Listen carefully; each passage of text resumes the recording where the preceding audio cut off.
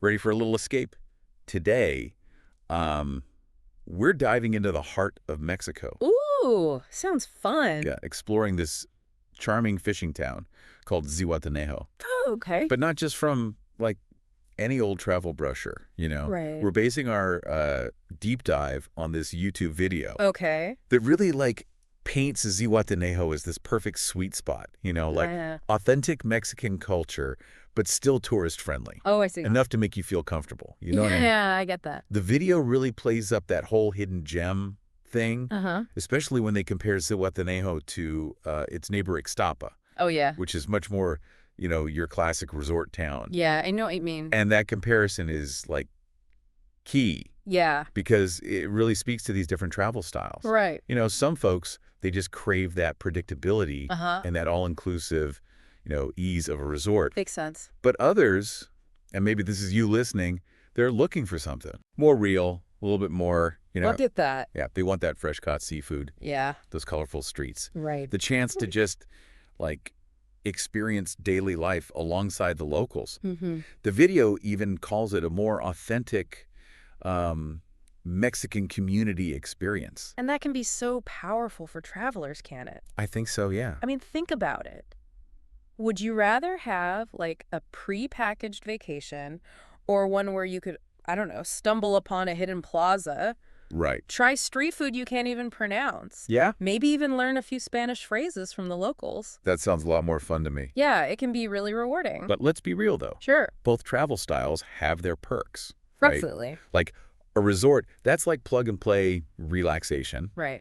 But a place like Zihuatanejo, it might require you to be a little bit more flexible, Yeah. a little more adventurous, you know? A little bit more going with the flow. Yeah, exactly. And speaking of experience, the video highlights something really crucial about Zihuatanejo location. Okay. They specifically recommend staying in this neighborhood called La Noria, Okay.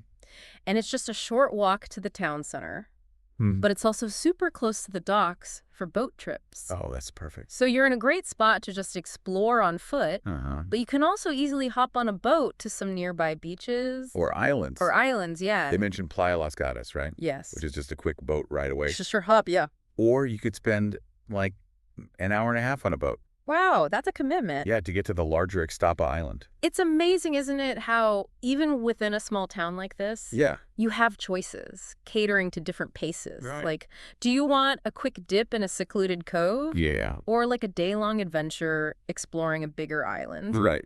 Zihuatanejo seems to offer both. Before we get swept away to all those beaches, though, Okay. you have got to hear the story behind Zihuatanejo's name. Oh, I love a good name story. It comes from the Nahuatl word Chihuatlan, Okay. which means land of women. Oh, interesting. Legend has it that this king named Keltsansen, he used to vacation there with all his wives. All his wives. Yeah, I know, making it perhaps, you know, one of Mexico's first beach town destinations. If it was good enough for royalty centuries ago. Right. Talk about a historical stamp of approval. Yeah, exactly. But fast forward to today and the video, it gives us this glimpse of a beach Okay. that seems perfect for, well, everyone, really. Well, Like calm waters for families to splash around in, right. but also, you know, some decent waves further out if you want to surf. Oh, so there's a little bit of something for everyone. Yeah, and that seems to be like a recurring theme with Zihuatanejo. I like that. It's not just a beach town, it's a place with multiple personalities. I like that. I like that a lot. Speaking of personalities, did you get that part about the floating couch? What? The floating couch? I don't think so. They showed this inflatable couch, like a real couch, you know? Yeah. But inflatable. Yeah. Being towed around the bay by a boat. What? Really? Yeah, and it was so quirky, Wow. totally unexpected, and the way this local Uriel was Mhm. just, like, hanging out on it, like it was the most Yeah. normal thing in the Yeah. world, it was priceless. That's hilarious. It definitely makes Zihuatanejo feel like more than just, like, your average beach town. Right. There's this playful, almost surreal vibe to it. Yeah, I can see that. And that playfulness, it extends to the variety of activities they showed, too. Like what? Well, snorkeling, Mm-hmm. banana boat rides, that floating couch thing, obviously. Right. They even have these things called go-go rides, Go-go rides. which I'm assuming are, I don't know, some kind of local thrill ride. Sounds like it. So you see, something for everyone. Yeah, they weren't kidding. If you're someone who prefers a quieter experience, though, Okay. the video, it makes a pretty compelling case for visiting during low season, specifically August and September. What's so special about those months? Well, they talk about how it's much calmer, more intimate, Okay. no lines at restaurants, Okay, like that. and just a more authentic local feel. I see. Think about it. Instead of being surrounded by, tons of tourists, Yeah. you're sharing the town with the people who call it home. That does sound pretty special. Yeah, doesn't it? It does, but there are always trade-offs, right? That's true. Traveling during the less popular times could mean that you might miss out on certain events, attractions. Yeah. Businesses might even have, limited hours. I see what you mean. It comes down to your priorities, right? Yeah. Are you looking for the buzz of peak season or the tranquility of a quieter experience? That's a good question. You can answer that one. That's very true. Now, this brings us to one of the highlights that the video really emphasized, the lively morning fish market. Oh, yeah. That looked amazing. Imagine strolling through this market, the smell of the ocean in the air, It looks so vibrant. and seeing the fishermen selling their catch directly, right there. Oh, it was like stepping into a scene from a travel documentary. Exactly. But more than that, think about the benefits. Okay. You're supporting the local economy directly. It's huge. You're likely getting like the freshest, highest quality seafood. Yeah. And you're just having a genuine cultural experience. Right. You're not just getting a piece of fish, you're getting a story. Yeah, plus there's something so satisfying, about knowing exactly where your food comes from. Absolutely. It's like a direct line from, ocean to your plate. Love that. Now, when they moved into the town itself, something immediately struck me as unique. Okay, what was that? So instead of the traditional kiosco, What? kiosco, Cusco? yeah, which is that central bandstand that you often find in Mexican towns. Okay, yeah, I know what you mean.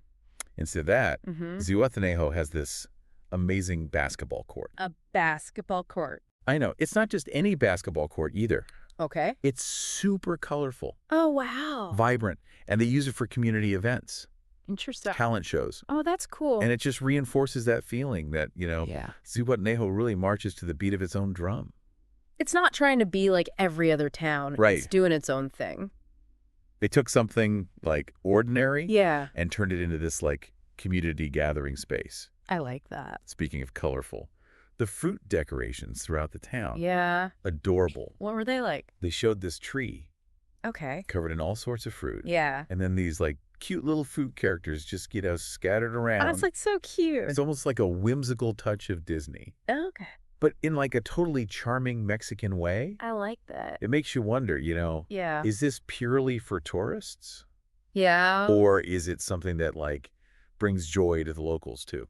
Yeah, that's a good question. Makes you think about how like a town's personality Mm-hmm. can be expressed through its public art. Right. It's like their own unique style. Yeah, exactly. Speaking of art with a deeper meaning, though, Yes. they pointed out these 7 statues of women, Oh, right. each wearing a different dress. Yes. Each statue actually represents one of the 7 regions of Guerrero. Right. The state where Zihuatanejo is located. I love that detail because it adds this layer of cultural depth I know. to the town's aesthetic. Right.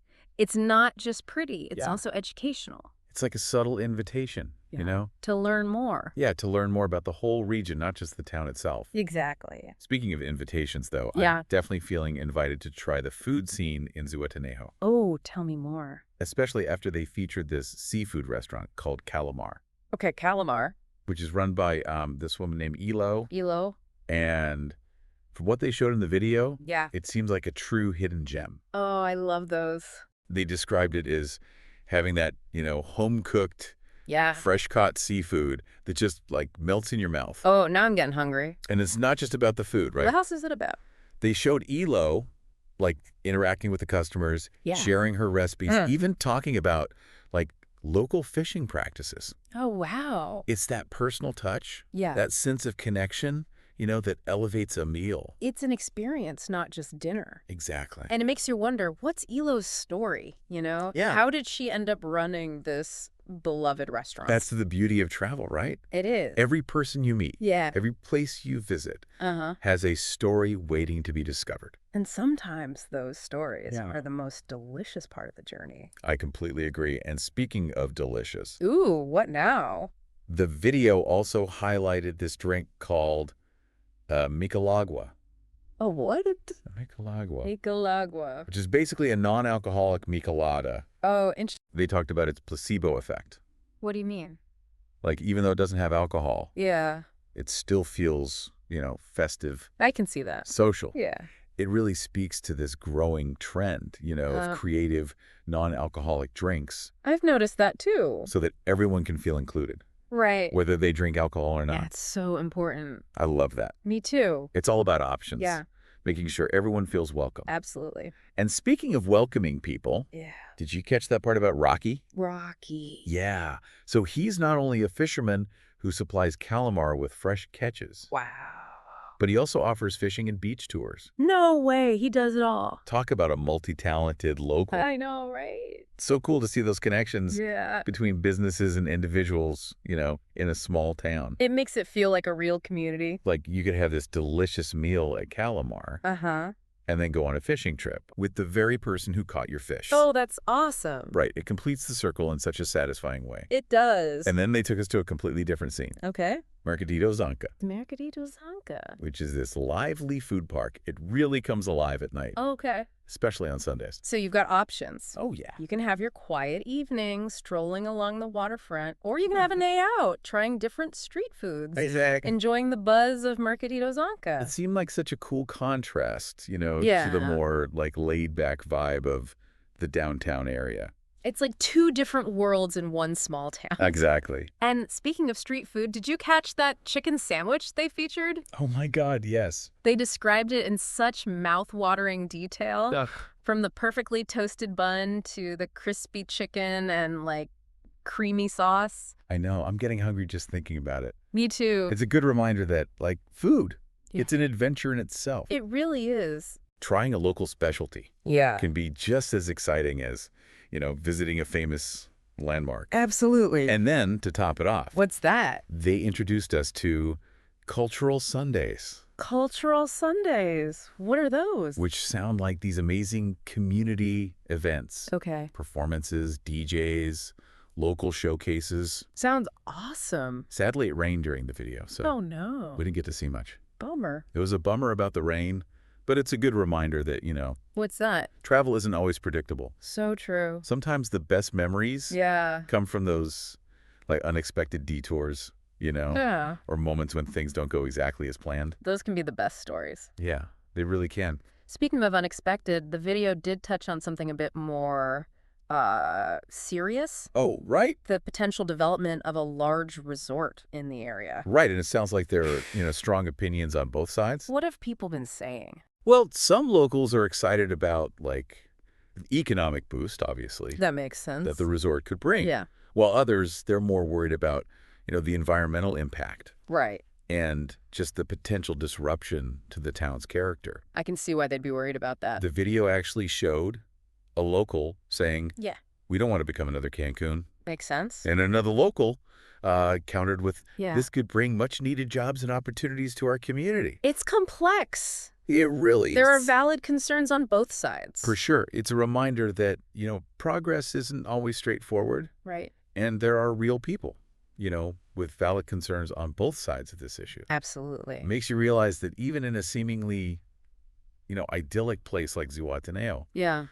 there are complex challenges Uh-huh. and decisions to be made. For sure. And as travelers, I think Yeah. it's important to be aware of these complexities Right. and to consider, the potential impact of our visits. Absolutely. So we've covered a lot of ground, I think, We have. in just part one of our Zihuatanejo deep dive. I feel like I'm already there. From, charming streets and beaches Sure. to delicious food and even some thought-provoking questions, right? Sure. About development and responsible tourism. It's amazing how, a single YouTube video Yeah. can spark such a, wide-ranging conversation. It really is. I'm looking forward to hearing more. But before we jump into part two, Okay. I'm curious, what's resonating with you so far? Ooh, that's a tough one. Yeah. What image or story has, stuck with